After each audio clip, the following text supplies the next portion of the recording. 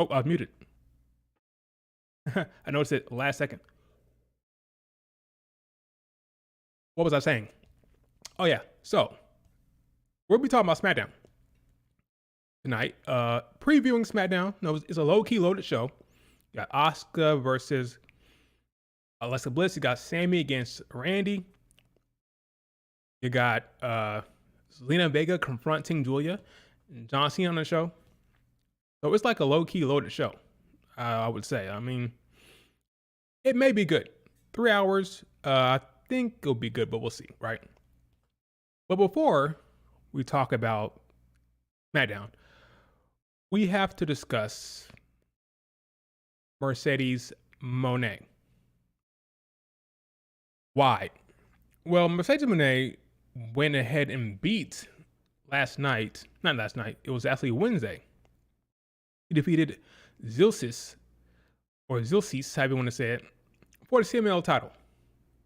So she has now won the CMLL title, and she's walking around with 6 belts. Not 1, not 2, not 3, not 4, but not 5, but 6 belts now. Zilcis lost clean, fair and square, and that was pretty much it. This has brought about some discussion. Discussion about her booking. People are asking a question. What's that question again? What was the question? Oh yeah, that's right. Why? The question is why? Why is this happening? Some people have accused her of being Hogan, saying that she only cares about herself, that she's booking herself. That's why this is happening. They say that her booking is not helping the division. They say things like she walks around backstage with belts and her co-workers can't get time on TV. And they're like, wait a minute, this doesn't make sense. Why is this happening? Who is it helping? And who's asking for this? What's the point? And on the other end, you have people saying, yes, queen, this is great. She deserves it. She's an icon. She's being elevated. She deserves this positioning. She's making history. She's breaking all the records. This is all great. So on and so forth. Now, I'm not here to tell you who's wrong. Wait, am I here to tell you who's wrong? No, I'm not here to tell you who's wrong in that regard, all right? What I am going to do, I'm going to break down what's happening here. Be neutral and be honest. And at the end of this video, or this stream, or this discussion really, you can tell me what you make of it.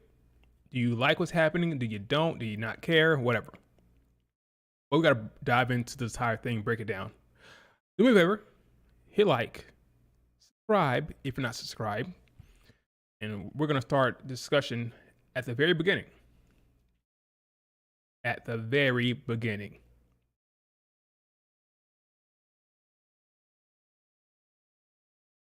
Mercedes Moné was born in I'm joking. Not that far back.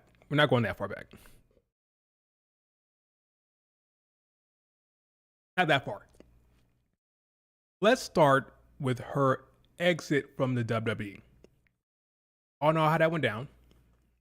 She was not too happy about how her tag titles were being handled. Her and Naomi, and they walked out, right? Now, once she left and she released from her contract, there were many companies that were excited about her release because they thought, well, she's a big star and we'd love to have her under our umbrella. Look no further than New Japan, or should I say Bushiroad, which is the parent company of New Japan. They were very much excited about her release and she was looking for a home. She decided, you know what, Japan is a dream, never wrestle over there. So why not head over to Japan and wrestle?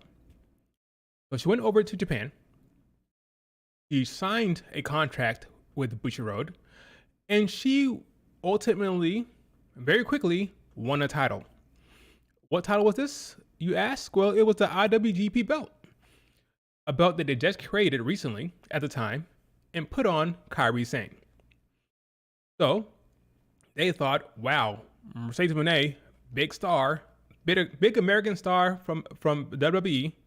Sorry, Kairi Sane, I know you just won the belt. I know you just won the belt by beating Mayu, right? But this is Mercedes Moné. I mean, what can we do? This is Sasha Banks. So they immediately had Mercedes Moné, beat Kairi Sane for the IWGP belt. And let's just say Kairi Sane was not too happy about that. We know at this point, because she said it in interviews, that she was very much upset about how they handled that. And it's one of the reasons why she left. So if you're one of the Joshi stands out there a Stardom stan, and you were upset by Kairi leaving to go back to the Fed, well, you can thank Bushiroad and New Japan because it's their decision. And she was upset, and rightfully so, because her reign was kind of trash because of it. I mean, she literally won the belt. They took it off of her in no time to put it on the cash cow or the billboard that is Mercedes Moné. We'll talk about what I mean by that in a second. So now we have Mercedes Moné as champion, right? IWGP champion. Yay, New Japan. We're happy. Woohoo. Big American star with the belt, right? Well, there's a problem. Mercedes Moné does not want to stay in Japan. Oops. So, as much as they love to have Mercedes Moné walk around with their belt, it was not sustainable. Wasn't going to last very long. So, they made a decision to take the belt off of Mercedes Moné, put it on Mayu. Big belt, big match, big belt. Big match, big moment. Mayu beats her, but now we have a problem. We want Mercedes Moné to be a walking billboard with our belt, but she can't have that belt. What are we going to do? What can we do? Oh, that's right. We'll create a belt. We will make up a belt just for her. And that was the birth of the New Japan Strong Women's Belt. It was created just for one woman.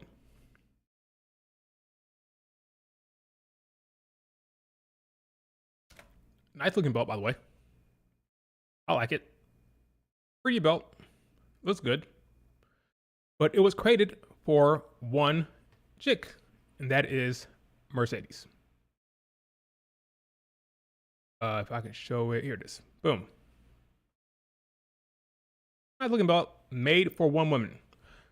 So they made the belt for her, decided we'll make a tournament. It's a farce of a tournament. We know what's going to happen. Well, all tournaments are fabricated. It's all planned, right? There's no actual competition here. It's all scripted. But this belt was made for her. We'll make the belt, put it on her, and she can travel around America with our big 4 letters on her waist all the time. Why? As a walking promotion. They wanted her to be a billboard, walk around, the red carpets, the interviews, TV on AW. Well, not at the time, it wasn't AW, but it wasn't signed yet. Walk around all around with that belt and be a walking billboard for the promotion. It would have been a good idea, but something went down, right? Something happened. Unfortunately, Mercedes Moné got injured. Oops. And Willow became the first champion. That was not supposed to happen. They quickly took the belt off of Willow, because Willow ain't Mercedes, and they put the belt on Julia. Put it on Julia, right? So this is important, right? We have a belt that was created for one purpose, to put it on a star to be a walking billboard for the promotion.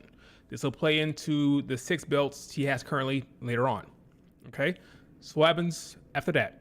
She's unfortunately out with an injury for an entire year.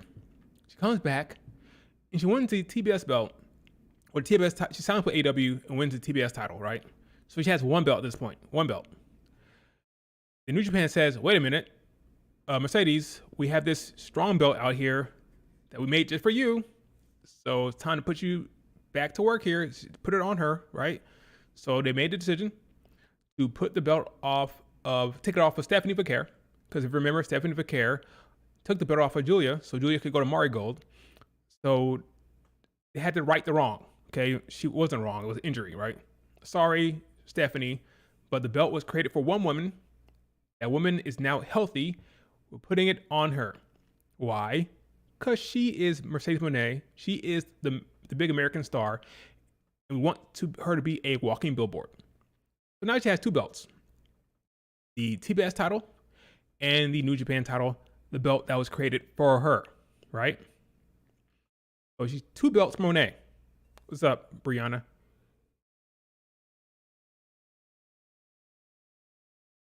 But what happened? What happens after that? Well, she gets another belt. What was this? In May, she won the Rev Pro Undisputed British title. Now, this is two belts, but it's one title, unified. So just keep that in mind. It's two belts for one title. It's been unified, just one title, but she's carrying two belts. Why they did not make a new belt, I don't know. But now she is the undisputed Rev Pro champion by beating, who'd you beat? Oh yeah, Mina Shirakawa. Why? For the same reason why New Japan did it. Rev Pro, little promotion in UK, want the big American star, the big popular star with all those followers and all those stands, to wanted her to be a walking billboard for their promotion. These promotions are working independently of each other. There isn't some big conspiracy or this big get together. Hey, New Japan. Hey, AEW. Hey, Rev Pro. Let's all get together and make a decision about Mercedes Moné. No. Now, to be fair, Tony Khan has signed her, so Mercedes Moné is a signed wrestler to AEW. So they must sign off, right? Tony Khan and the crew over there must sign off on it, right? But these promotions are making their own decisions here, right? They're working with AEW because she's a signed AEW talent, but AEW is not forcing them to do this. Mercedes Moné is not forcing them to do this. They're making a calculated decision based on promoting, based on marketing, based on eyeballs to say, okay, hey, AEW, we got a good relationship here. Can we put our titles on your champion? Make her look like $1 million. She look even better than she does now. And we get some promotion out of this. Sure, why not? That's why she has now 4 belts at this point. So where are we at? TBS title, New Japan Strong belt, 2 belts for 1 title, which is the Rev Pro Undisputed Championship. So we have 4 belts, Moné, right? Now what happens? She has some defenses here and there. She's walking around with the belt. Then she wins the Owen. Now the Owen is a tournament by AEW. Is it really a proper title? No, it's a belt. To be honest with you, I'll be honest with you guys. I don't really care for titles or belts that come from tournaments. They're nothing to me. It's like crown jewel belt. Who cares? I don't really care too much about the belts. Now the Owen is a great foundation. It's a very good tournament for remembrance of Owen Hart. That's cool. But the actual title, I don't care for. Who cares, right? But that is one of the belts she's carrying around. The Owen belt that she won from the tournament. Is it a proper title? No. But it's one of the belts she has. Right? So where are we at? 5 belts, right? She's now 5 belt Moné.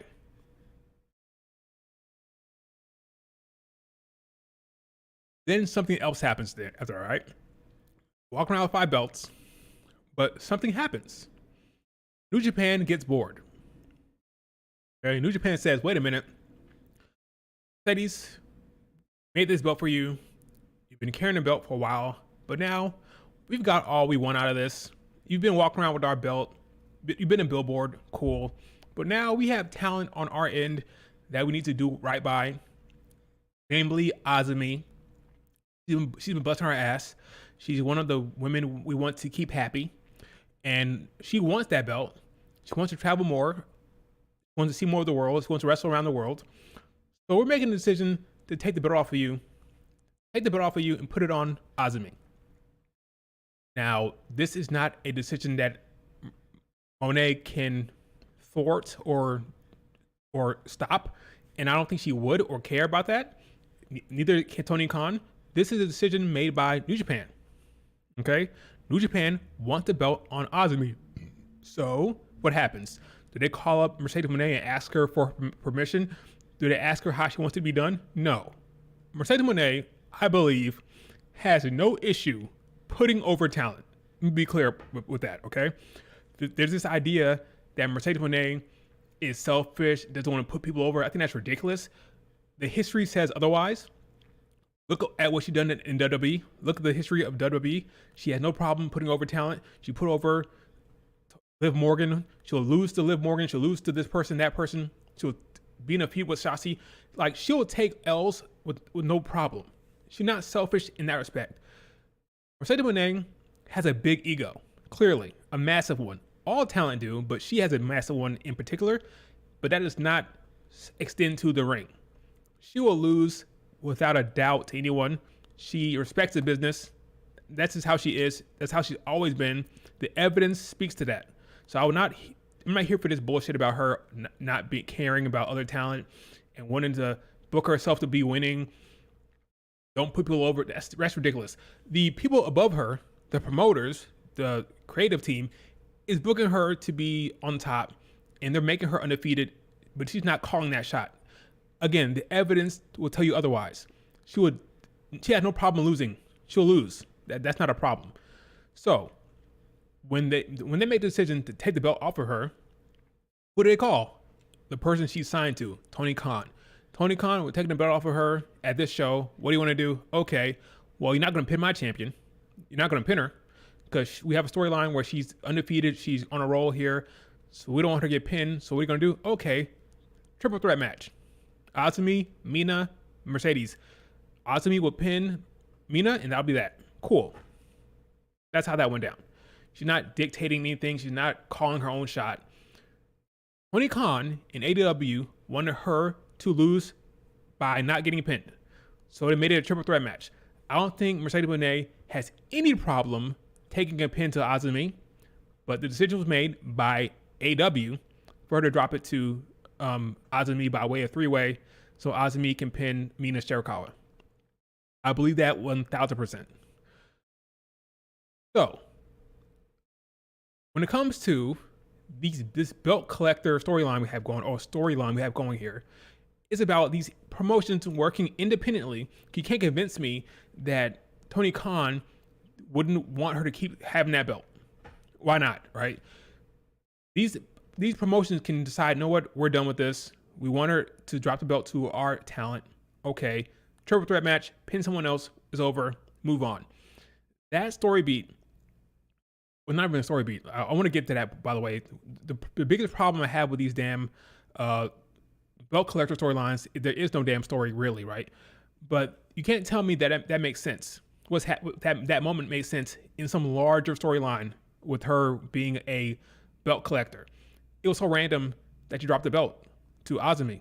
That happened because these promotions are not working together with this belt collector shit. They're working independently. Just so happens that New Japan and Red Pro and all these promotions want her to have the belt at the same time, and they can pull out at any point. That's what New Japan did. We're done. Put it on Azumi. Let's keep going, right? So she went back to 4 belts. Right? I'm losing track already. TBS, Owen, Red Pro. Yes, she went back to 4 belts, Moné. Then what happened? Well, she went over to, what country was it? I don't remember the country. She went to EWA Women's EWA Parter Ketchin. I can't pronounce the damn promotion. I don't know. Where's this promotion at? It's in.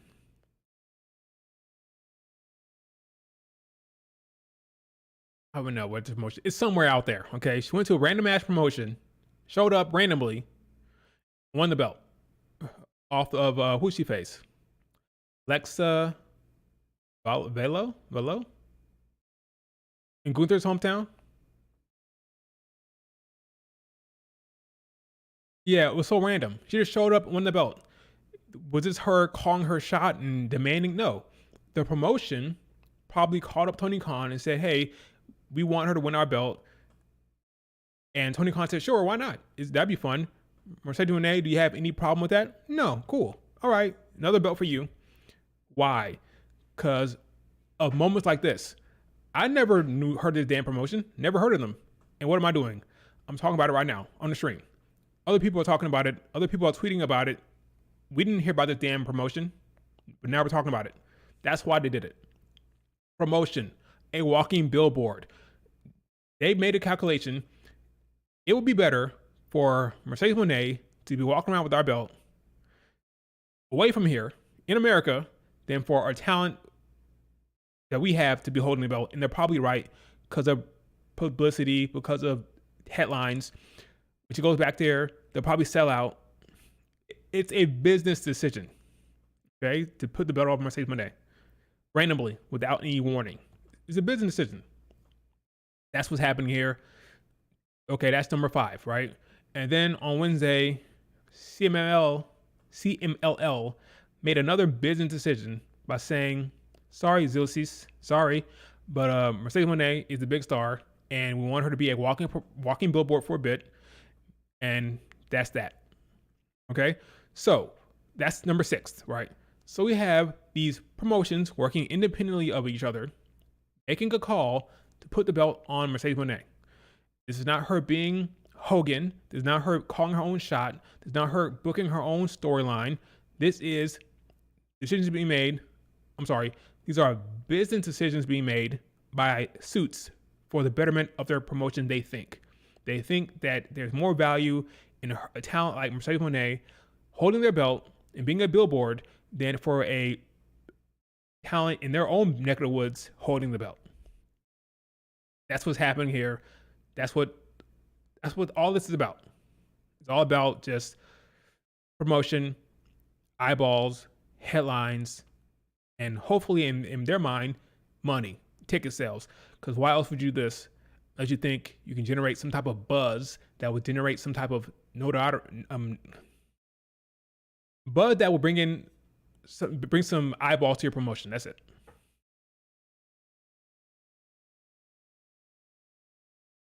And if you're Tony Khan, you don't care, right? You don't care. As long as it doesn't hurt your champion, why not? Now, when it's time to drop the belt to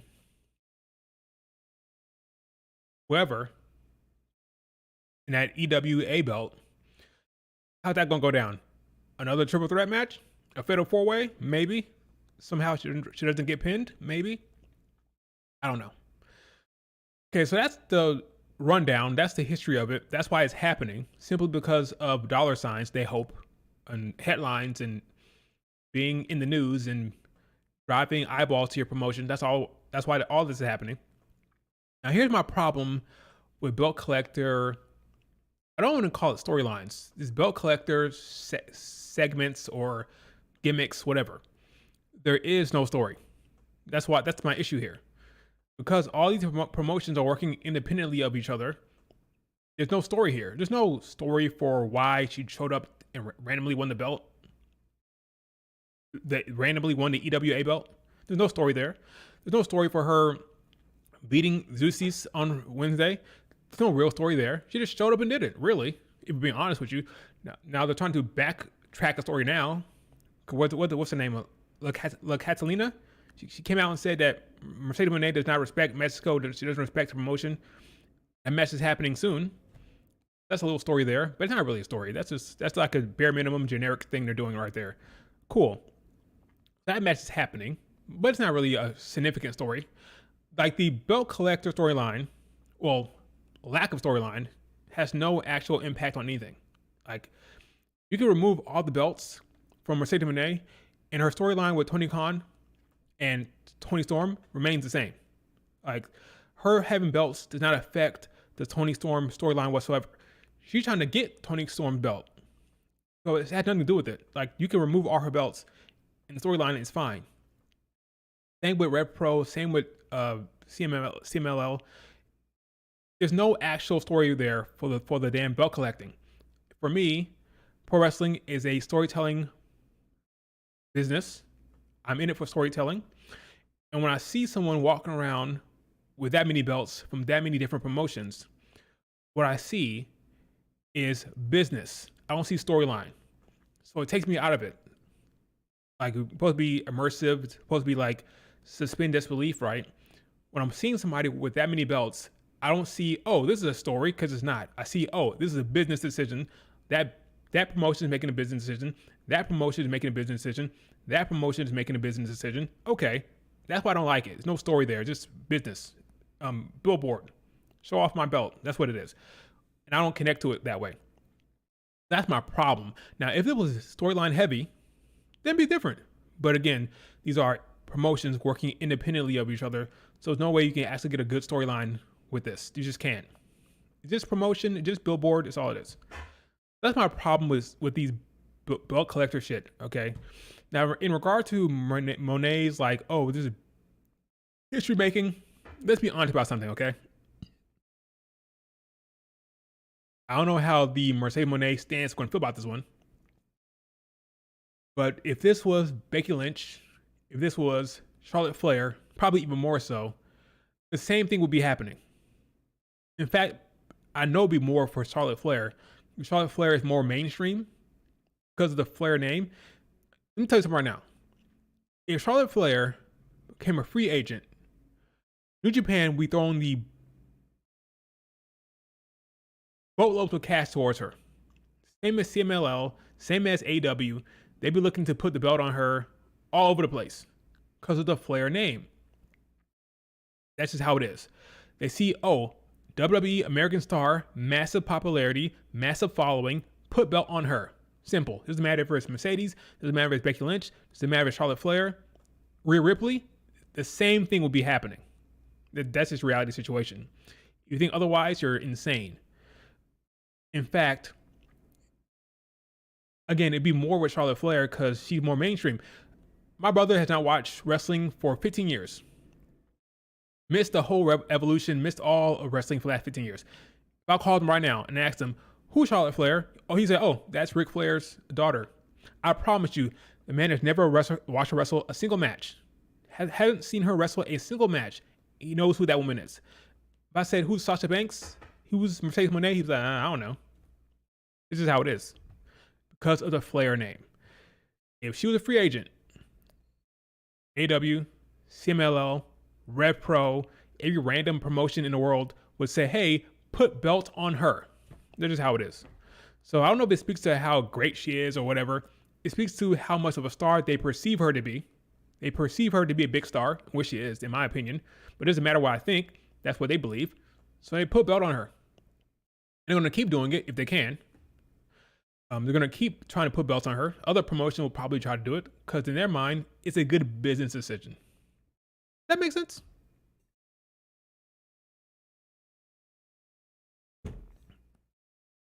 Okay. That was my rambling. I'm done talking. Let's look at the chat. What's up, Pedro? That's why you don't mention before. Rhea Ripley is the biggest women's star in the world. I agree. But you don't use the brain when it comes to Mercedes Moné because you hate them without any reason. Kamiya Roja or Sari is not taking all that belts. What do you mean? Where is she going to sign? Yeah, she wasn't wrestling 1 year. Everyone was talking about her. Storyline also means Charlotte's character development, something Mercedes Moné is lacking.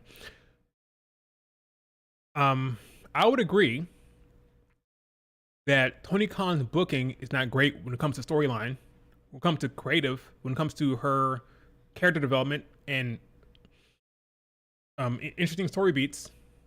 Not really happening. She shows up, she does her dance, she says hello to your CEO, she'll sit ringside, she'll do her usual heel stuff, she'll attack the opponent, but there's no actual character work that's interesting. Maybe that'll happen if she loses at All In. Like if she loses to Toni Storm, she have no choice but to reflect and lick her wounds and maybe have some development. I'm still not sure how that match is gonna go.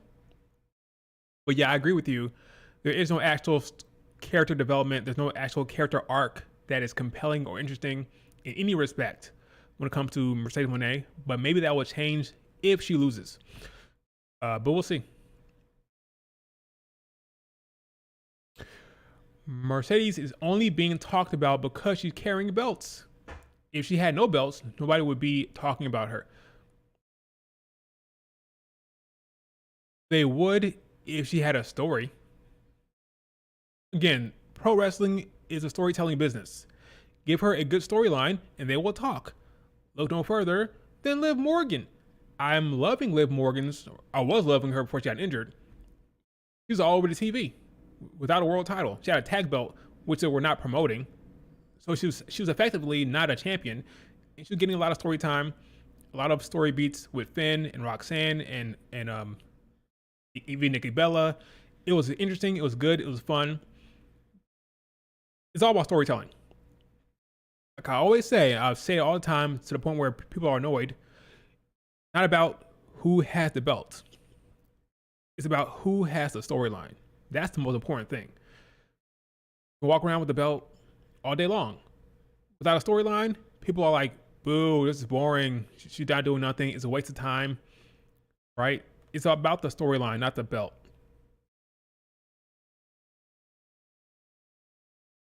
People want their faves to win the belt, whether they realize it or not.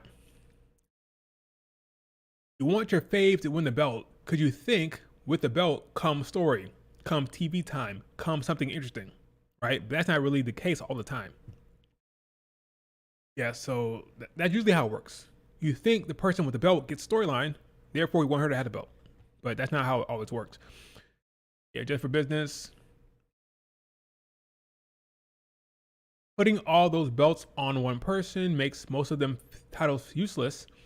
I agree that when someone has a bunch of belts, the belts that they have look less important. Looks like they're just collecting shit. Like, okay, here's another one. Here's another one.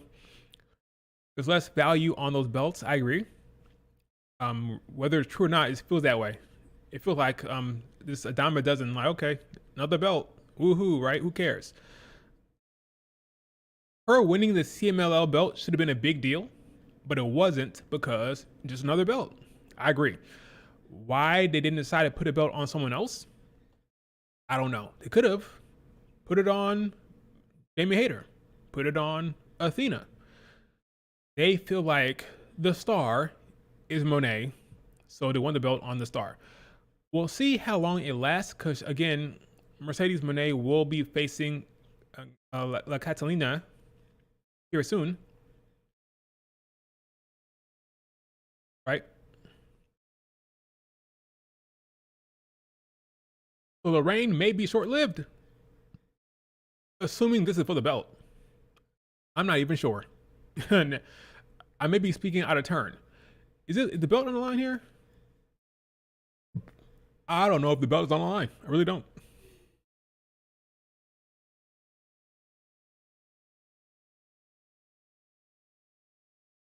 I'm a little stupid. So it's not obvious based on this graphic. The Tony Khan just made a mistake to sign. Let me read that again.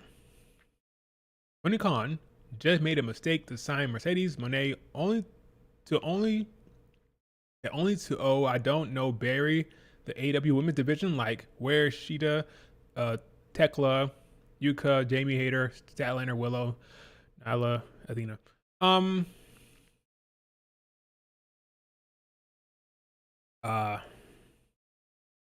Tony Khan not like women's wrestling. We've been over this.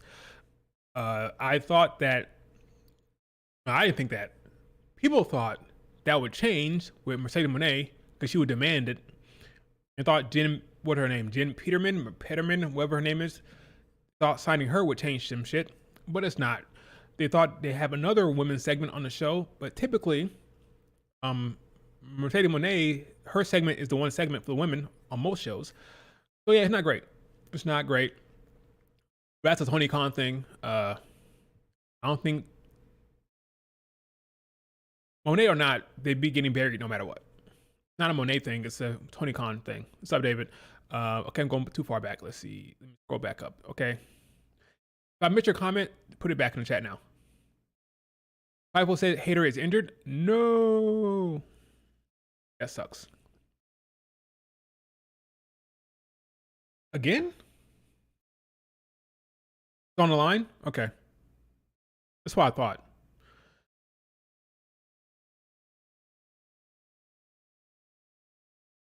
Oh. Well, Takumi Aroha has 4 belts right now. She has 4 belts. 1 tag belt, 3 singles belts. So Takumi Aroha is kind of doing the belt collector shit. Again, I don't love it, but I don't love it or I don't hate it. I just want it to be story driven, and typically they're not. I don't care how many belts you have. I don't care. It's fine. Like you can have 4 or 5 belts. That's fine. I didn't say I hated Moné's. I don't hate what they're doing here. I don't love it. I don't hate it. I just don't like it in the sense that it's not story driven. And when I watch her with those belts, I think business, not story, and it takes me out of it. Pacers or OKC. I'll go Pacers for the shock. Moné. I read that one. Megan Bayne was propped up to be a big thing in AEW. What's she doing now? Nothing. We're preaching to the choir because I said on many occasions that it'd be a mistake for her to go there. A big mistake. And they used her like they always do. Hot start. Hot storyline with Toni Storm. What happened after that? She lost. And now she's in the tag division. Oh, I'm sorry. No tag division. She's doing tag wrestling with Penelope Ford. So that's how that's going. I don't love it. I don't understand the tag team at all. But I'm not surprised. That's what happens. Tekla will be the same thing. She'll have us. Wait a minute. Tekla attacked Jamie Hayter, right? And Jamie Hayter's injured? Oops. Tekla might be going to Ring of Honor very soon. Even faster than she would have been. Spoiler alert, Tekla was going to lose that feud. Jamie Hayter was going to beat Tekla in that feud the same way Toni Storm beat Megan Bayne. Thoughts and prayers for Natsumi Suzuki. Yeah, so Natsumi Suzuki of Margo, she got injured her shoulder, I believe. I believe it's a shoulder. She's going to be out for a while. And Liv Morgan will be, just like Liv Morgan, they're both going to be out for a while, which is unfortunate. She's going to miss the Dreamstar GP. Sucks. But yeah, hopefully Natsumi will have a quick recovery. It's going to be a long recovery for her, unfortunately. I think she'll be out for a while, like 5 to 6 months probably. That really does suck. Really does suck, man. She's great. She's great talent, but she's out. Yeah, sucks.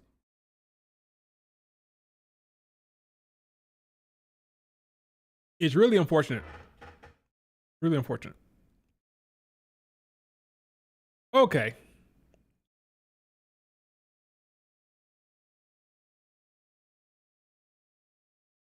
Any other questions about Mercedes Moné before we transition to Smackdown?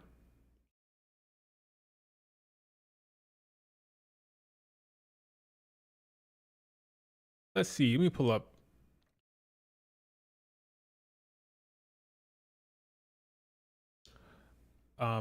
Good old Smackdown preview. Will tonight Storm defeat Mercedes? Oh. Will tonight? Yeah, Brianna. I said delete. Will she defeat her at All In?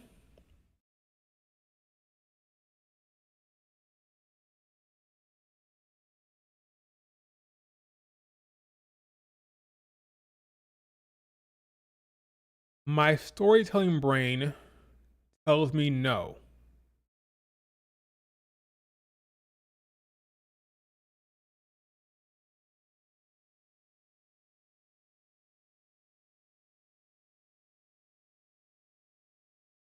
Thoughts on Takeshita?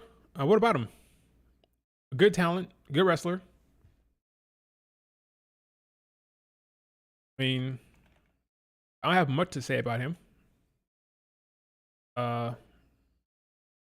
You're a very good wrestler. What can I say? Talented. Yeah, good wrestler. I'll probably say nah. WWE, probably nah. What's up, Lisa? What's up? Lisana? Is that name Lisana or Liz Anna? What's up? Thoughts on SmackDown going to 2 hours? Cool.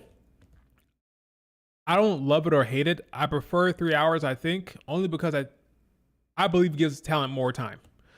But whatever, 2 hours is fine.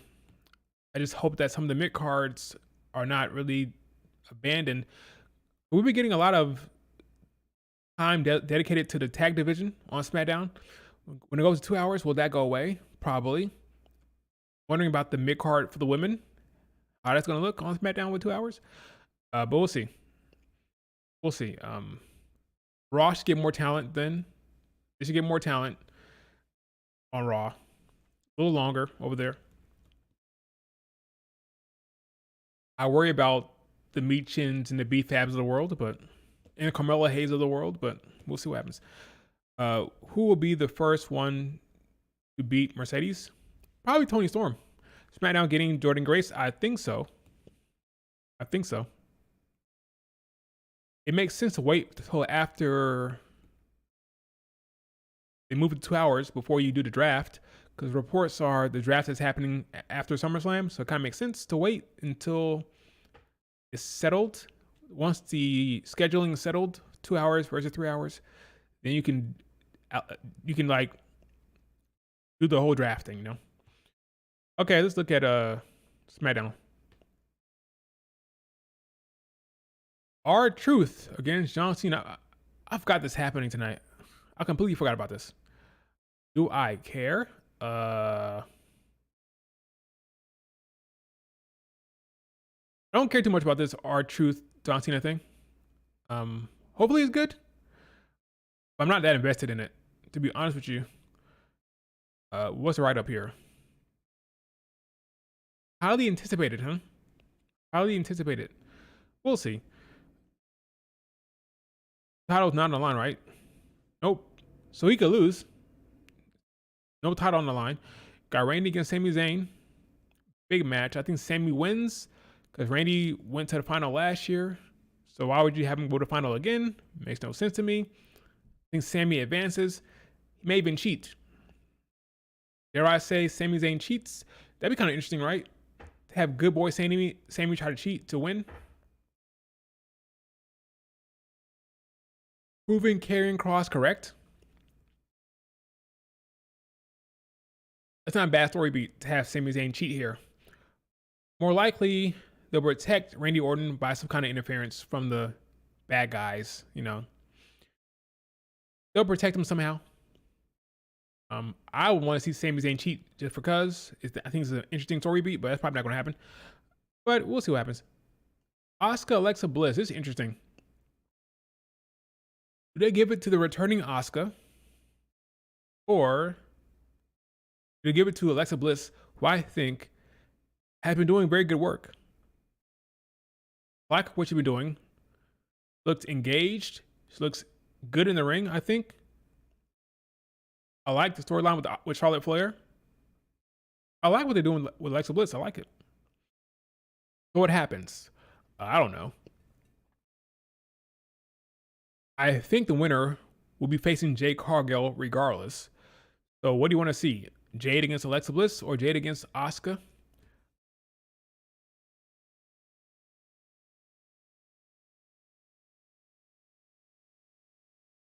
I'll ask you.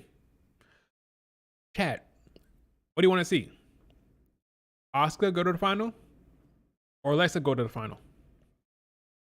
Could Charlotte Flair interfere tonight? Yes. She could. She could. One Raw and one SmackDown person will be in both finals.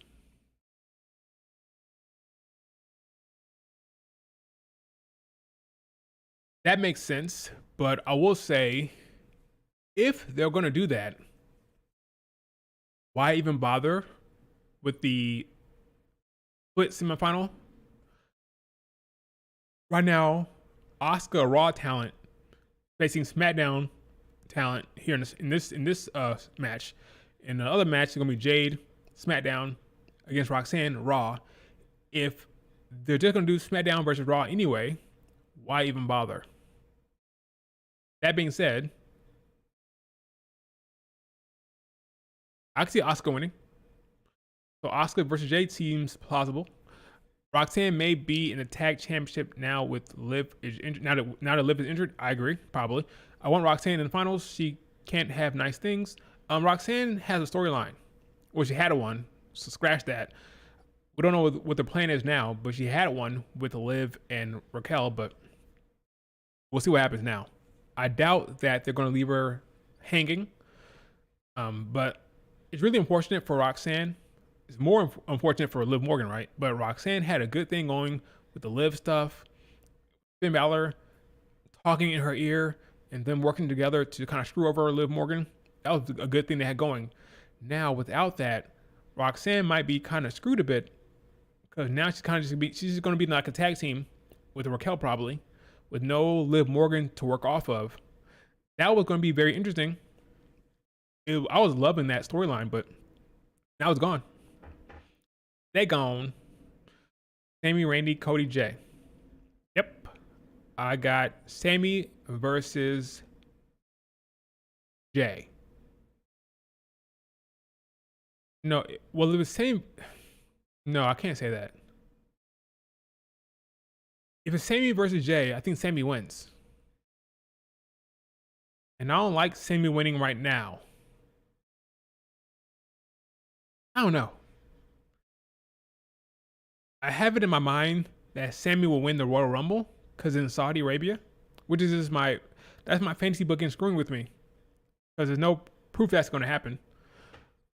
So Sammy can win the King of the Ring for sure. He could. We'll see what happens. I don't know. But no mention of Zelina Vega and Julia. They're going to have a face-to-face. They're not promoting that, though.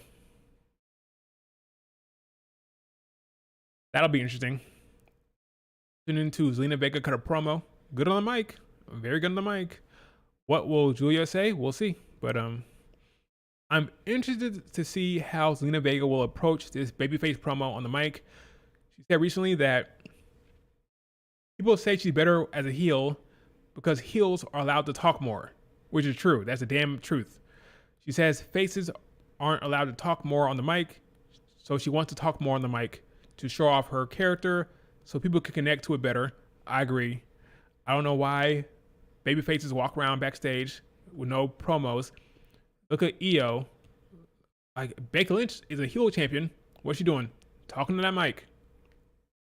Heels have more creative fun in a WWE for sure. That's just how it is. Heels have more creative fun, while baby faces have to be more reactive. Heels can be more proactive with their promos and their segments. Zelina Vega would be killing it as a heel. She would argue that she could kill it as a face too, but they're not giving her any time on the mic. I believe that Alexa Bliss might be distracted by Charlotte Flair. I agree. That could happen. That could happen for sure. Especially if you want to go full blast on the Charlotte Flair Alexa Bliss heel, not heel, but feud. If that's where you're going, then yeah, just to do that. Ilya versus Gunther at Clash at Paris. Yeah, that'd be great. Jay isn't beating Cody. I agree, unless Cena gets involved or unless something happens that's weird. But I agree. Sammy Cody is more likely. And if Cody wins, my problem with Cody winning. No, never mind. Cody can win. Cody wins, sets up Cody against John Cena at SummerSlam, and Sammy can be hurt by the loss, and that could be some character development that is sprung from him losing. So he loses, Karrion Kross comes up and said, I told you so. I told you it's going to happen. He turns heel, and we have Sami Zayn as a heel winning the Royal Rumble in Saudi Arabia. But Bianca has good time on the mic as a face. She did under Vince. That's true. She did under Vince. That's true. Under Triple H, not so much. WWE has always been weird with how they treat Japanese Asian talent. Weird in what way? Winning belts? It's been like that for a long time. Here's the reality situation, my friend. What the WWE has told Joshi talent, not the men, what they've told Joshi talent is if you sign, you're going to win the belt. If you're signed, you're going to win a belt. Whether it's Kairi Sane being NXT champion and a tag team champion, Julia is about to win the US title. Io is the world champion. Asuka has been champion multiple times over. If you are a Joshi, you come over, you're going to be champion. Unless you're Sari and you're under 2.0 and Vince McMahon is running the show because Triple H got hurt and yada, yada, yada, right? But for the most part, you look at every Joshi, they all have won singles belts. They've all been tag team champions as well. Not a bad gig. Not a bad gig at all. I think it's more like a cultural thing. They don't know how to connect with them. They think every Japanese talent is supposed to yell and scream and act wild, or they always give them bad title reigns. Well, let's see if they buck the trend with Julia. Because Julia has been kind of cool, chill, the cool heel. We'll see how that goes. Because she's going to win the belt. Going to win the belt here very quickly against Zelina Vega. So we'll see how they handle that. I don't see a crazy screaming Julia. I don't see that. I see a cool aura queen who's going to win the belt. And we'll see how they handle that. We'll see how they handle it. But yeah, most Joshis, all but Sari, come in, win a belt. They've all been champion in NXT, by the way. Kairi, Asuka, Julia, Io, all been NXT champion. They've all been tag team champions. Only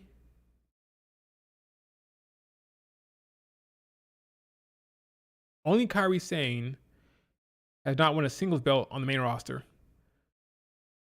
Because Julia, she's about to do it quick, fast, and in a hurry. She's about to do it. But I agree with you when it comes to men. The men are kind of being cut short. We'll see how that goes. We'll see if they change that anytime soon. Ladies, good spot though. Very, very good spot.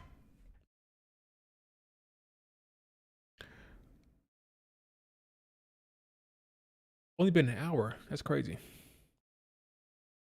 I've been longer than that. Smackdown was okay. I want to see what they do with Asuka and Alexa Bliss. Will Charlotte come out there? Oh yeah, let's talk about Evolution. That tweet I put out had some comments. So here is what I think is going to happen based on what I'm seeing from creative. Let's go here. Evolution card 2025. Io, Stephanie Vicaire, Tiffany, Trish. I believe Trish is going to show up tonight. She's showing up tonight or next week. Am I off?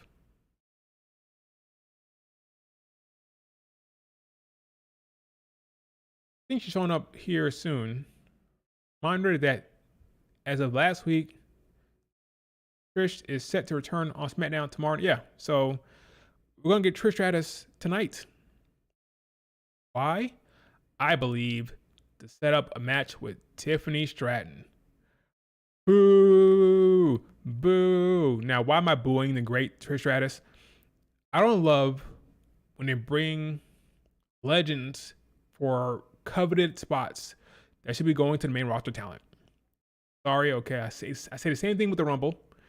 I think these spots should go to the talent that have been busting their ass all year. I don't like calling in legends for these great spots and then they leave. I hate that. Give that to a talent that's working right now. That's just me. But a lot of people are excited about the possibility of Trish facing Tiffany. Fine. Do I love it? No, but whatever. So I think it's going to happen probably. We're going to get a triple threat match between Becky Bayley and Lyra. I believe we're going to get a tag match with Rhea Ripley, Nikki, Roxanne, and Raquel. Now, I thought this was going to be a 6-woman tag with Brie, but unfortunately, Liv Morgan is injured. So what are you going to do? I would have Brie Bella show up in this match like from the outside to interfere as a surprise. But for now, I'll keep it Rhea, Nikki against Raquel and Roxanne. Raquel is kind of in a mini feud with Rhea Ripley right now.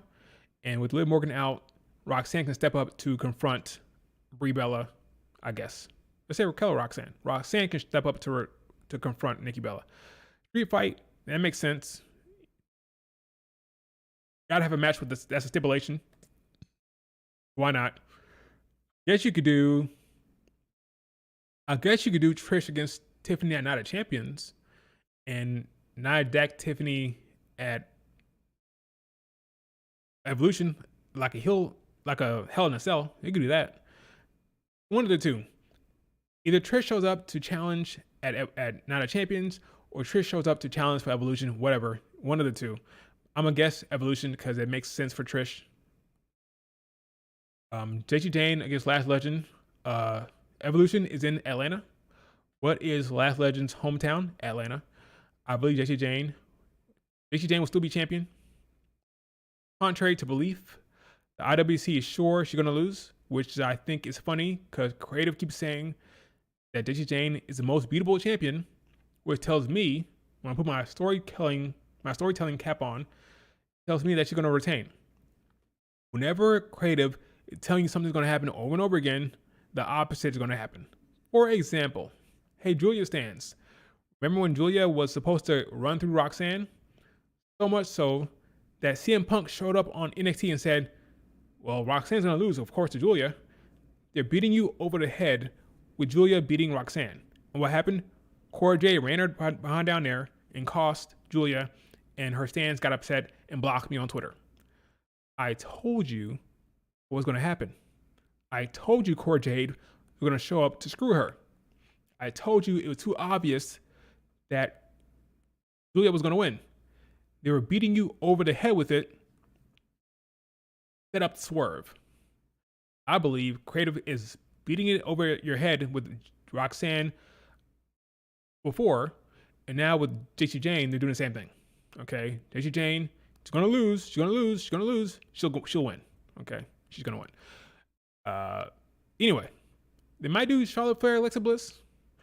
I think there's a big thing they could do with the Battle Royal. I'm thinking they could use Battle Royal very effectively this year in the Evolution. I think so. JC versus who? Last Legend. No shot. Kleiny Jordan doesn't cost Lash the 4-way.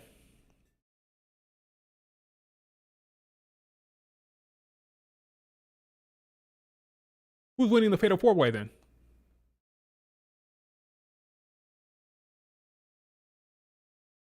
Who's winning the Fatal 4-way? Don't say Jordan Grace, by the way. Don't say Jordan Grace. Ministry of Dark, you can talk, but here's the catch. Your comment cannot be about EO. That's your challenge for the day. You can put a comment in the chat, but the challenge is you cannot chat about EO. You must chat about somebody else. That's your goal here. That's your challenge. Can you do it? Is it possible for you? Grace winning again? Here's a problem with her winning again. I think they're calling her up after SmackDown. After SummerSlam anyway. I think she's getting called up after SummerSlam. So why are you doing it over and over again? These title defenses with her? She's gonna lose again. I don't love it. I think you should fall back with Jordan Grace. She already had a title chance recently. She lost. I think she should lose. But it's a fatal 4-way, but she doesn't have to take the pin. So give it to Last Legend, her hometown. We saw Last Legend at the Royal Rumble, got a good response. She's been on SmackDown plenty of times, got a good response. People know Last Legend. Again, and it's in her hometown, she's gonna get a good pop. So you have Last Legend against JC Jane and her posse, her clique, her gang called Fatal Influence, and we have Fallon Henley helping her retain again. But again, Last Legend will be a big time face in her hometown of Atlanta. Jordan Grace has had title chances over and over again. She lost to Stephanie Becerra. I don't want to see her have another one against JC Jane. fall back. You're gonna get called up after SummerSlam anyway. Why are you doing this title defense again? You're gonna get called up after SummerSlam anyway. She's on a main roster contract. So why are you having her get another title match? She's going to get called up. Give it to Last Legend. Let her wrestle in her hometown. It'll be fun. It'll be fine.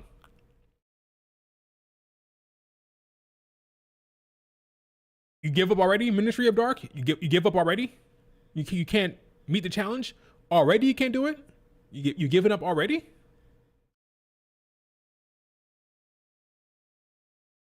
You just can't help yourself, can you? You just can't help yourself. Let me grab some water. I'll be right back. Ministry, think about what I just said. Think about what I just said, okay? I'll be right back.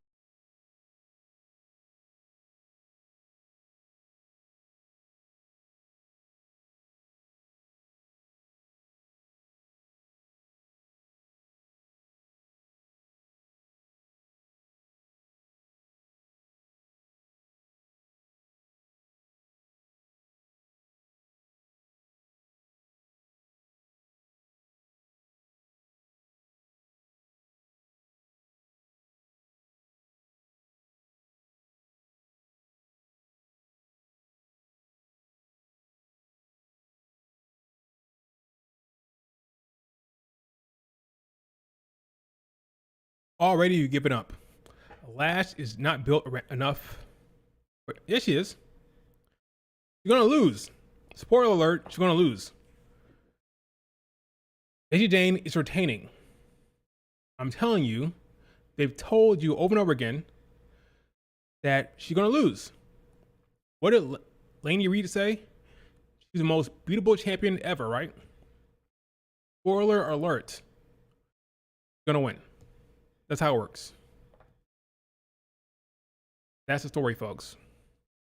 Do you see any TNA talent being involved in the women's battle royal at Evolution? I'm glad you brought that up, Brianna. I think Evolution has an opportunity to do something good here with the battle royal. We know that the winner of the Queen of the Ring gets a title shot against the women of their brand, right? So let's say, hypothetically speaking, if Jade Cargill wins the Queen of the Ring, Jade will face Tiffany or Naomi, whatever, right? I believe the winner of the Battle Royal at Evolution get a title match of their choosing on a later date, right? That way, the winner can face the champion who does not have a match booked at SummerSlam. That would be Io, assuming Jade Cargill wins Queen of the Ring. So you can have Asuka in there, you can have Charlotte Flair. You can kill a couple birds with one stone. Having Charlotte in there, Alexa in there, Asuka in there. You have a lot of champions with championship caliber talent in the Battle Royal, but the stakes are high. So now it's not just a random whack-ass Battle Royal. No, there's real stakes here. The winner faces Io. That's big stakes. That's big talent. That warrants the big names. That warrants a Rhea Ripley. That warrants a Charlotte Flair. That warrants a Asuka, Kairi Sane, Roxanne Perez. You name it. Lyra Valkyria. Oh, I'm sorry. Can't be Lyra. Lyra would be in a triple threat match. But big names. The winner gets a title shot at SummerSlam. That's huge. Bring in Lita. Bring it. That's where you use the legends. The legends are in the Battle Royal. That's what you do.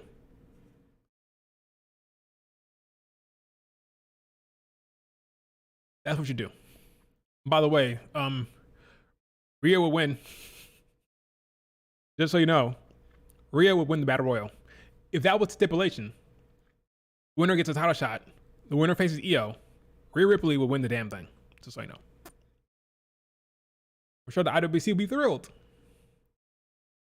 I'm sure the IWC will be thrilled. Masha could be involved. Yeah, sure. Yeah. Masha could be in there. Even Tessa Blanchard.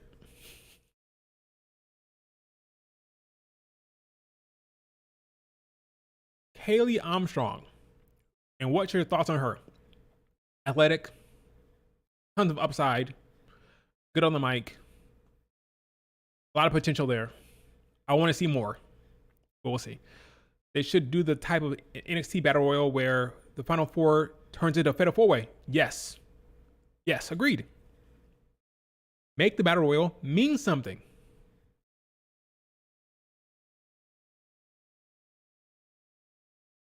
When that you lose the title, I'm assuming you're talking about JC Jane. Heat Wave somewhere during the summertime. Whenever Fallon Henley turns on her. Because the story is, you can only win with Fallon Henley. That's how she beat Devin Vicaire. That's how she retained Fallon Henley. I like the storyline with her and JC Jane. I like the Fatal Influence storyline. She's winning because of Fallon Henley. The moment it turns, the moment that relationship completely splits permanently, she'll lose. Makes sense. No mercy? Sure, that can happen. Sure. I'm sure the fans will be normal about it. About what? About what? Lash winning the... I think Lash will win the Fatal 4-Way, by the way. So, if that's the case, if the Battle Royal has that stipulation, you don't have to do Charlotte against Alexa Bliss in a singles match, because that storyline will play out in the Battle Royal. You're killing multiple birds with one stone. You have multiple story beats with one match. That's why I think it makes a lot of sense to have the Battle Royal have a stipulation like that.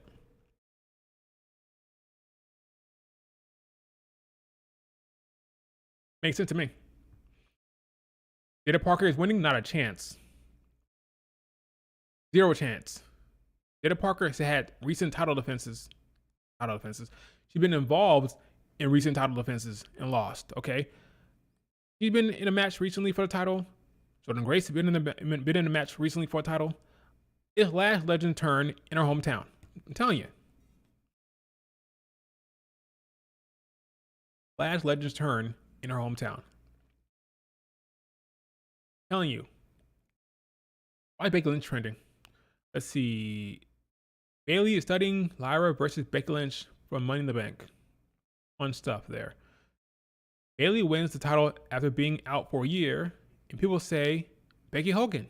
Meanwhile, Moné wins the 6th title, openly says she's had creative control, and those same people are celebrating it.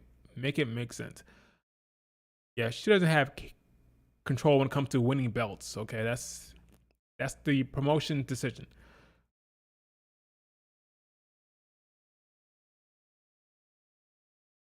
I don't know why she's trending. Being in her hometown doesn't mean anything. Well, it means something for the response she's going to get. That's just wrestling 101. Typically, when you're a face and you're wrestling in your hometown, the pop is a little bigger. Am I wrong? Will Mercedes ever lose? Sure, she'll lose. Probably at All In to Toni Storm. Probably. Which will trigger her demise, right? Probably what's going to happen there.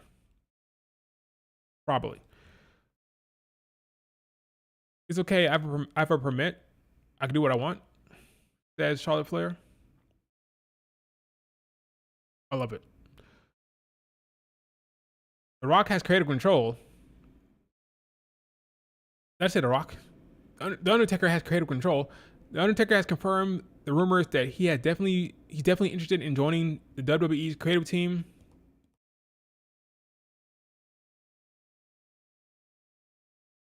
Yeah, I don't know about that one, folks. I'll agree to it as long as Gail Kim added to the team. Speaking of Gail Kim, she's been backstage at NXT for a bit, chilling. Several weeks in a row, she's been backstage at NXT doing whatever. We don't know for sure what's happening, but she's backstage in NXT. We'll see if it means something, but she's chilling backstage.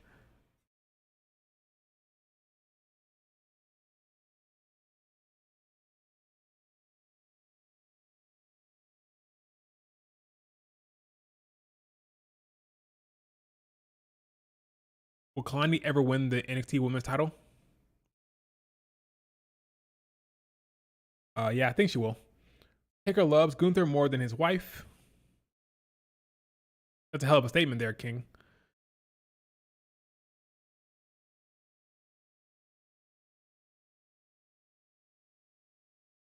Unless their plan is to do Rhea versus Bianca at Mania 42. Excuse me. Rhea should not win the belt back, in my opinion.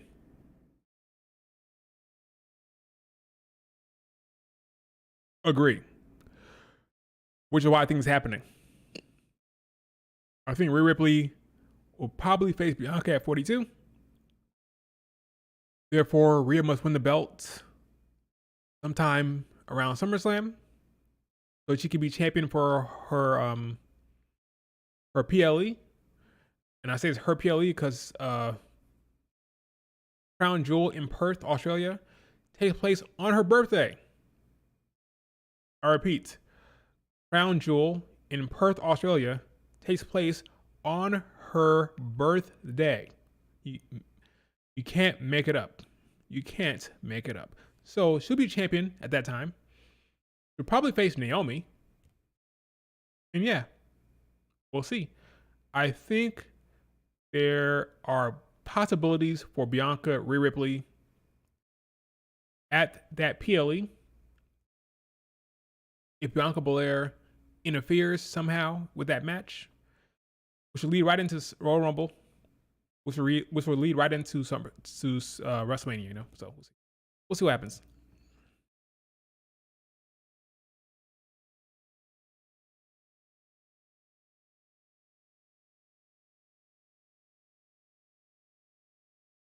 Can't have Bianca, Rhea, and Io all on Raw.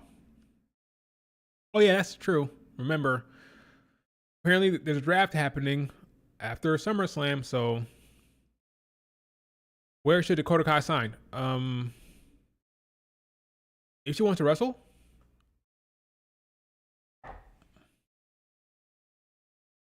honestly, Mari Gold. She should go to Japan, wrestle Mari Gold, or Stardom, I guess, but I prefer Mari Gold.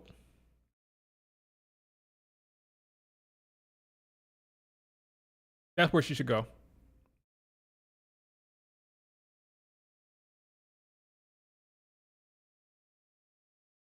That's what I want to see. Should Jordan Grace defeat Julia later on for the women's US title on SmackDown? Sure. That makes sense. Hoda versus Mayu. That makes sense as well. Speaking of the Joshi scene, tomorrow, early tomorrow morning, apparently, Sari will be facing Shuri for the IWGP belt. This is important because it's very possible that Shuri will win that belt. If she does, that's a very, very short reign for Shuri, which is leading folks to be upset with Bushiroad for that booking. If that happens, it's probably because they wanted to do Mayu, but Mayu left the company. So they're using Shuri as a transitional champion, put the belt on the person they want to have the belt the entire time, Shuri. I don't want her to win the belt, only because I want Shuri to go back to WWE. I feel like if she wins that damn belt, she'll be in the Bushiroad clutches for a very long time. Because I think she's going to have a very long reign. And if Mayu's reign is any indication, which was like over 700 days, I'm kind of scared for Sari. Now, she loves it, I'm sure, because she wants to have that belt. That's her dream, to hold that belt for some reason. So, yeah. Long reign coming for Sari. I hope Sari wins and has a Bruno reign. It'd be a short reign.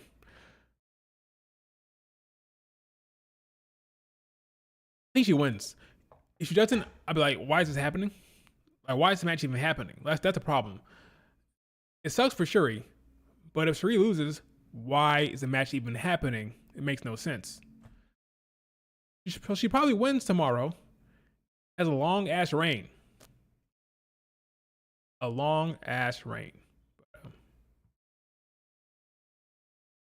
What can you do?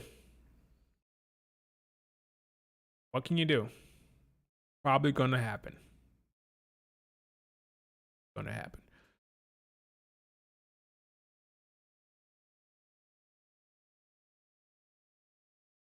No offense, Cherie, but I'm kind of hoping you don't win.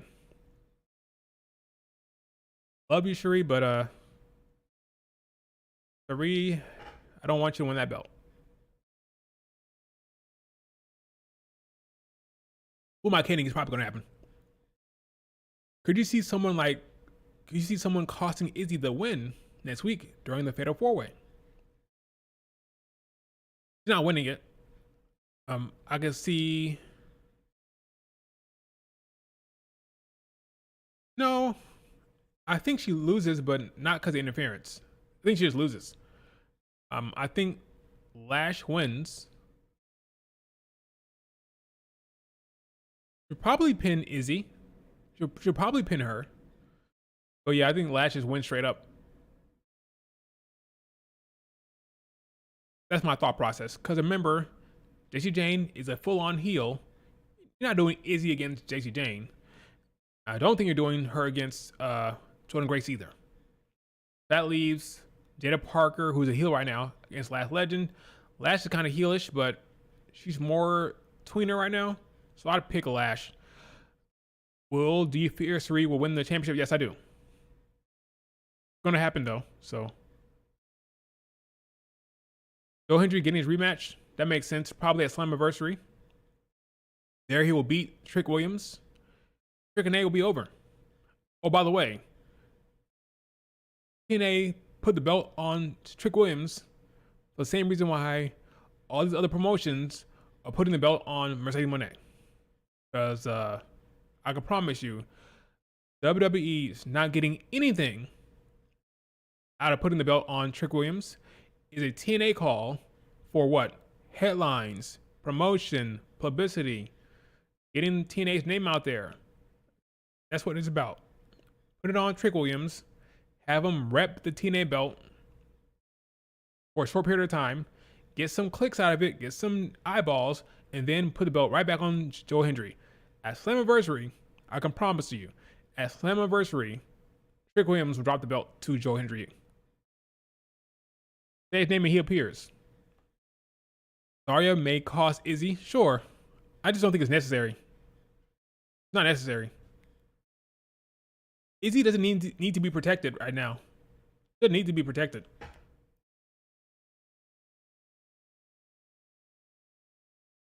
I think Zarya's beef is more with Tatum right now anyway.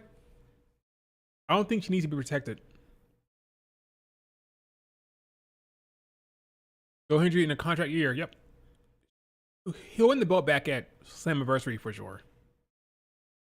So Trick and A will be over at Slammiversary.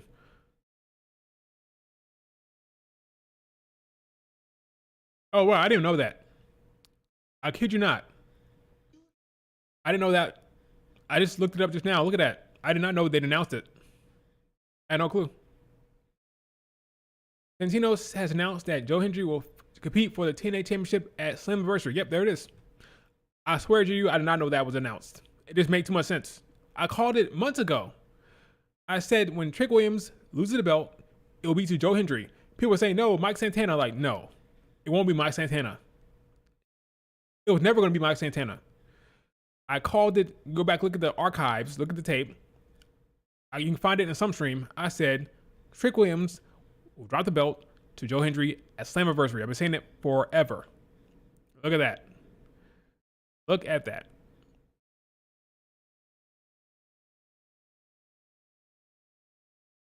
News about Karrion Kross. What is it? Say his name and he appears. What's happening with Karrion Kross?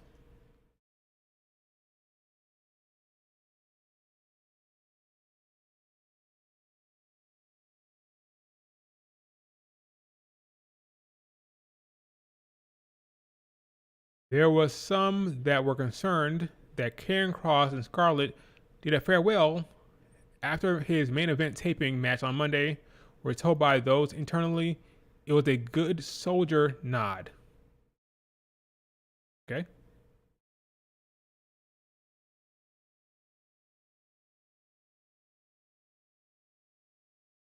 it's a nothing burger. Gotcha. A big fat nothing burger. I hate the WWE system. They nerfed Julia so hard to the point where people in the IWC actually think she can't wrestle. They didn't nerf her at all, my guy. Did not nerf Julia. The Audi situation. Do I want to dive into this right now?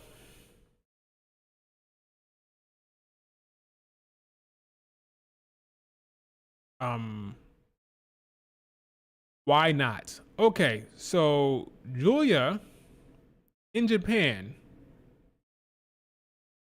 was criticized for her in-ring by Joshi stans and Joshi supporters. She was considered to not be as good as others. In fact, a lot of people thought that she'd being pushed because of her looks.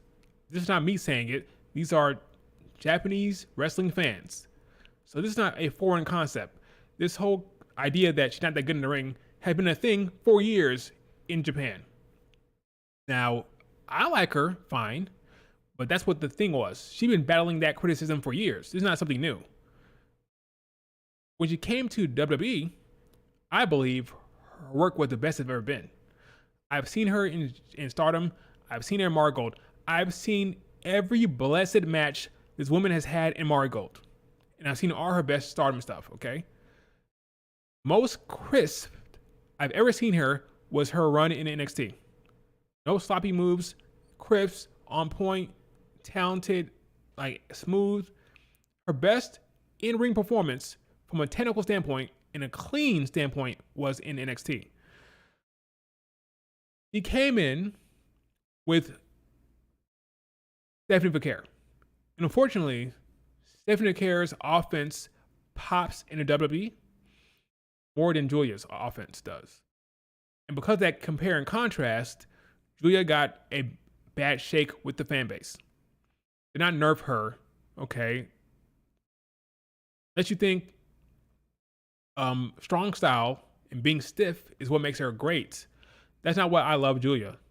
Her stiffness is never why I loved her. I love Julia because of her charisma, her storytelling, the way she knows how to get the audience involved, how she plays that audience, her character work. That's why I love Julia. Her in-ring is just a part of how good she is. Cool. But I love the talent because of her charisma and how she can control the ring and play to the crowd and all the stuff that makes a professional wrestler very, very good.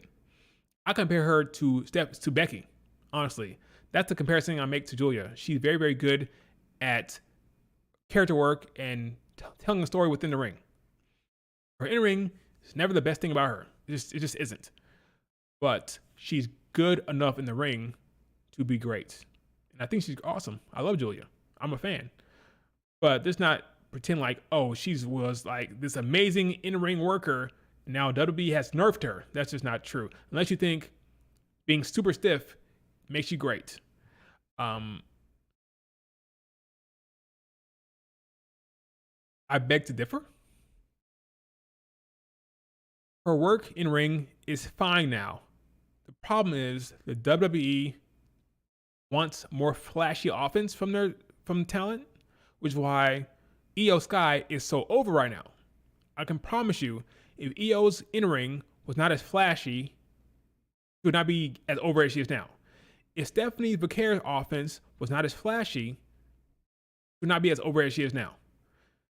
That's Julia, because of her in-ring not being as fun to look at, not as explosive or athletic, you have to work harder to get the fans to pop for her immediately. You have to work for it, similar to Becky Lynch. Now, Becky Lynch is at an advantage because she can speak English well, right? So it's harder to connect from a promo standpoint when you can't cut a promo at the same level as other talent, right? So her offense isn't as flashy, and she can't speak the language good enough to just hold court and cut an awesome promo, right? So they have to do other things to get her over. It'll happen. It'll just take longer. I don't think she's been nerfed. I'm sorry. I don't think she's been nerfed. I think she's just working a different style. That's just that. We'll see what happens tonight. She'll be in a prominent segment with Zelina Vega. She's being pushed very strong. Triple H loves her. He's on a mission. The man's on a mission, so she'll be fine. We'll see how it goes. Julia has more charisma than Stephanie. Agree. Facial expressions and emotion are pure. Stephanie is very, very just, straight-faced. I love her, though. Again, Stephanie has the aura that carries. They both have aura, but Stephanie has the offense that is just very, very fun to watch, and it pops. So you're right. Stephanie and Julia are on a similar level in terms of they can't speak the language great, and they both have aura. Both look like superstars. The issue is Stephanie has an offense that pops for the camera, and Julia doesn't. So she has to work harder. For example, I'll give you another example. Jada Parker. Offense, not that great, but she can talk like crazy on the mic. So you have to have one or the other. Either you're great on the mic, or you have a very, very flashy, fun offense, like a Io, like a Stephanie.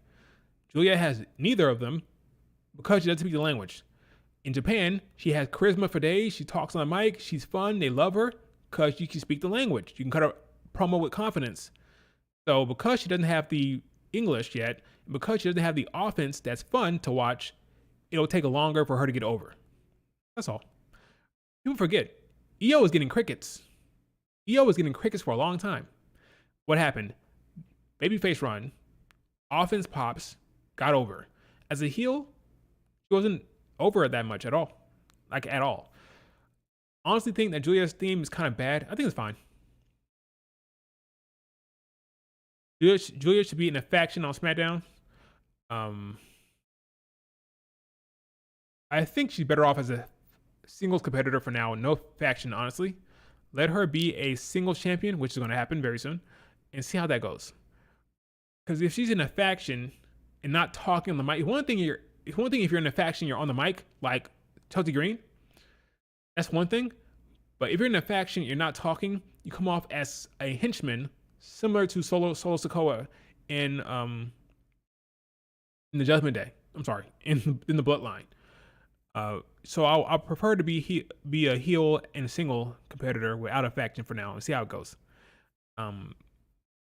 Unless you're like an enforcer, but that's not how she's booked. I don't think that's how she's gonna be booked.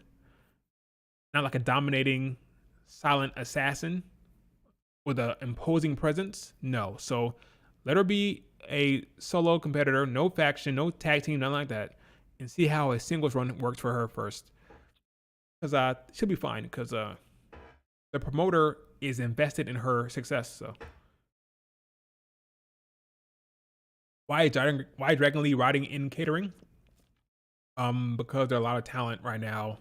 Unfortunately, it's not a priority. Which is interesting considering, you know what? I think because the AAA acquisition probably get more stuff to do. Look no further than Los Garza. Los Garza, they have the tag titles now, which is good to see. I'm interested to see how they look tonight. Los Garza will be walking around with those AAA belts tonight on SmackDown. That'd be fun to see them with those belts. So yeah, because of AAA, I think Dragon Lee gets more stuff to do. We'll see.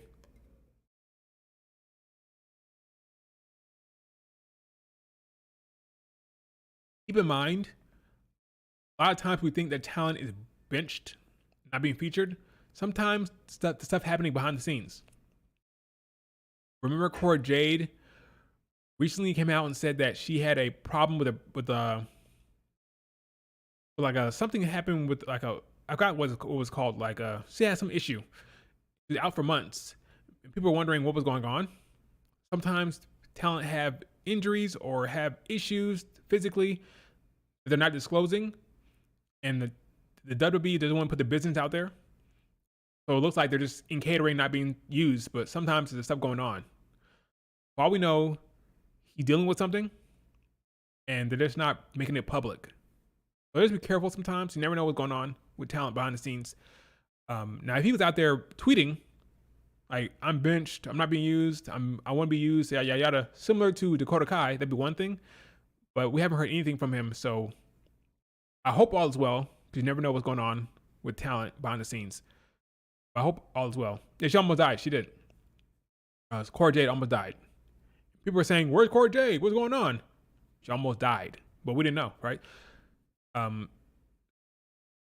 SGA needs to bring back the Holy Spirit to beat the Pacers. I don't really care who wins that one. I'll go for Pacers because they're underdogs, but I don't really care what happened with SGA in the OKC. In the women's division, who do you think is some of Triple H's favorites? Rhea Ripley is his daughter. He wants to push Julia because he has an investment in her. Loves Becky Lynch a lot.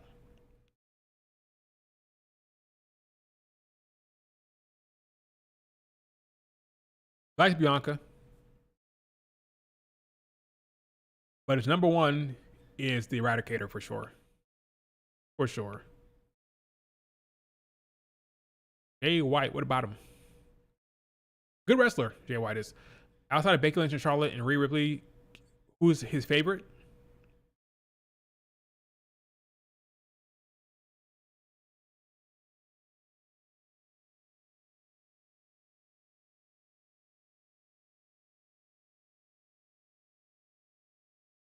Some may say Julia, but I don't think it's not like favorite. It's more about he made a decision to invest in her from a marketing standpoint because of her connection to Japan. Using her to reach the Japanese market. So it's not about being favorite. It's more about just business sense. They want to push her.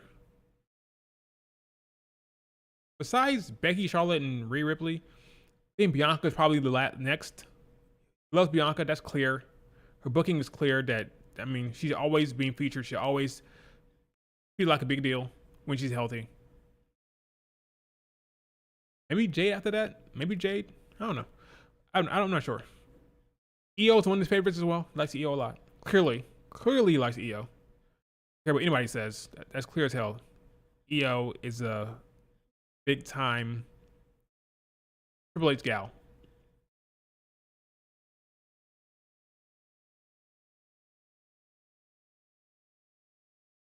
Dave Meltzer's a clown. So Dave Meltzer said that the original plan was for Toni Storm to face Mariah May at All In, and it pivoted because Mariah May left. That's bullshit. This makes no sense whatsoever. Fightful already came out and said that's bullshit. Basically, I don't pay him any mind. You shouldn't either. I don't pay him any mind. He likes Liv Morgan too. He likes Liv Morgan by her booking. The way she's being featured, he likes her a lot as well. He at least likes the character. He likes the character of Liv Morgan. Some Bianca fans say he doesn't value her because she hasn't won a title since 2023. The woman was in a Royal Rumble. Well, not Royal Rumble. The woman won the battle royal, the Elimination Chamber, and was in a match with Rhea Ripley and Io Sky at Mania. Okay.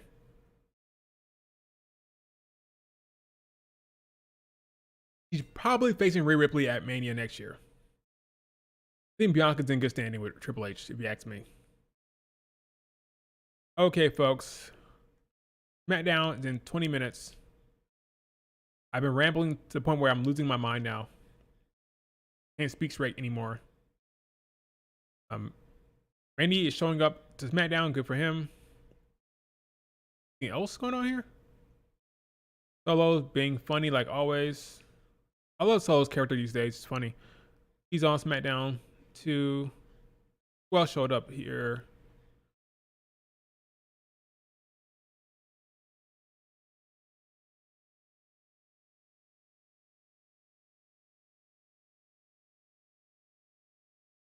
This is classic setting yourself up for disappointment. Classic setting yourself up for disappointment. For the people who are saying Io is facing Rhea Ripley, I just have one question. I'm sorry. Io facing Asuka at SummerSlam. I have one question. What is Rhea doing? Simple question. If you think Io is facing Asuka at SummerSlam, basically suggesting she's gonna win the Queen of the Ring, my question for you is, what is Rhea doing? Because I promise you, in case you forgot, Triple H teased Rhea Ripley against Io earlier, like right after Mania. If you forgot, folks, this isn't hard. This isn't hard, okay? I can promise you.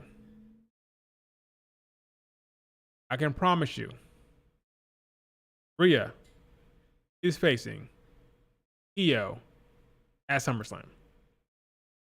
Rhea Ripley ran out there to help Io. Told Io, I'm coming for that belt. They are wasting time until SummerSlam. Okay? They're wasting time. Io will be facing the Eradicator at SummerSlam. What to tell you? But that's happening. Quicker you get used to it, quicker you accept it, less angry you'll be. Okay? Io's not facing Asuka at SummerSlam. She's not facing Stephanie Vaquer at SummerSlam. She's facing this woman that they've been teasing forever. Okay?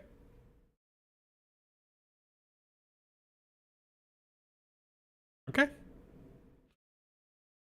That's what's happening.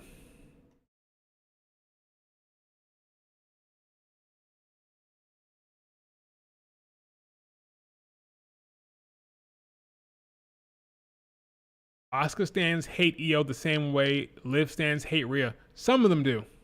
I won't lie. Asuka stands were upset with Io Sky stands at some point, and since then, they cannot let it go. They are not fans of her because they don't like the way their fan base treated each other. So yeah, it's really stupid. They'll get mad at the talent because of the fans' foolishness. Now, I'm fully aware that Io Sky stands are annoying as hell. I'm sorry to tell you the truth, they are. But don't take it out on the talent. I mean, fan base sucks, not the talent. That's how it is. Like,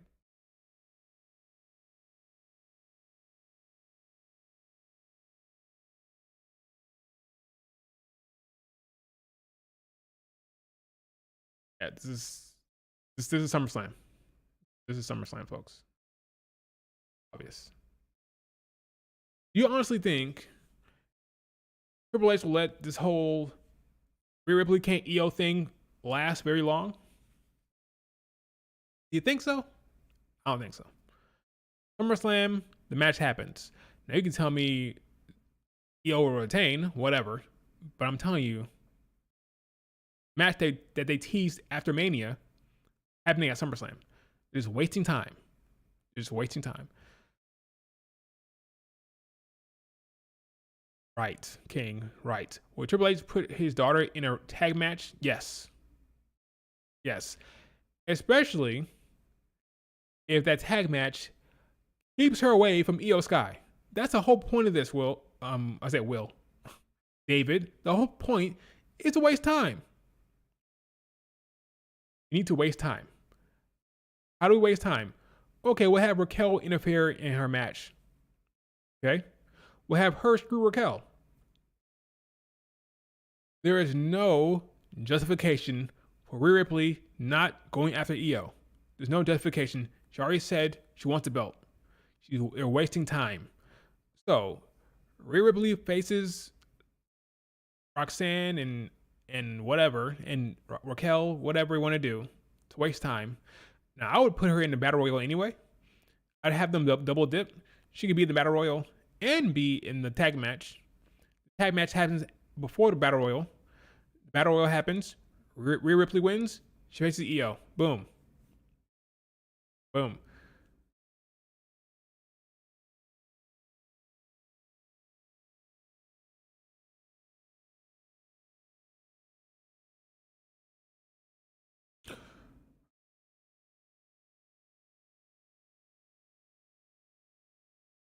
Boom.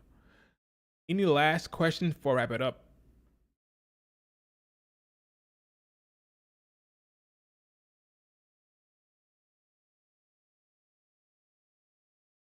Rhea will do in-ring segments instead not gonna lie. What do you mean? Trish versus Tiffany for Evolution.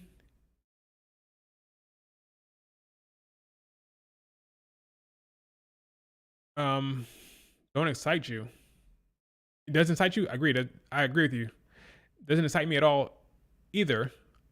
That spot should go to a main roster active talent, but that's just me.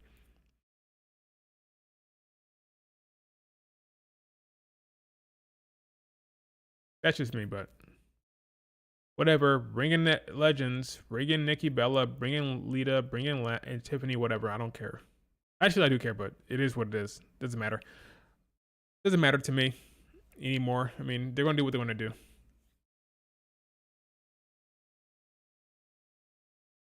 At Evolution, Tiffany versus Jade, that's SummerSlam if it happens.